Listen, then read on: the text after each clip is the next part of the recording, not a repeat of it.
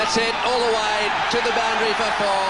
What a victory for the Sri Lankans. ශ්‍රී ලංකාව මෙවර T20 ලෝක උසාවි ක්‍රිකට් තරඟාවලියේ සහභාගී වන දෙවන තරඟය අද ඕමානියත් එක්ක පැවැත්වෙනවා. ඉතින් පළමුව පන්දුවට පාර දුන්නේ ශ්‍රී ලංකාව හොඳ ලකුණු සංඛ්‍යාවක් රැස් කිරීමට සමත් වුණා. කඩුව පහක් දැවි ලකුණු 225ක් රැස් කරා නියමිත පන්දුවට 20 අවසානයේදී.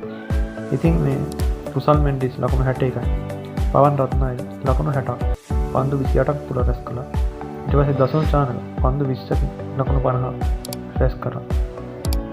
ඉතින් මේ වීඩියෝ එක රෙකෝඩ් කරන වෙලාව වෙනකොට ඕමාන කණ්ඩායම පන්දුවට පහර දෙන්න පටන් ගනිමින් තියෙනවා. ඉතින් අපි බලමු මේ මැච් එකේ බොහෝ දුරට ශ්‍රී ලංකාවට වැඩි වාසි තියෙනවා. තරඟය ඉවර වුණාම ඉදිරි වීඩියෝ එකකින් හමු වෙනවා.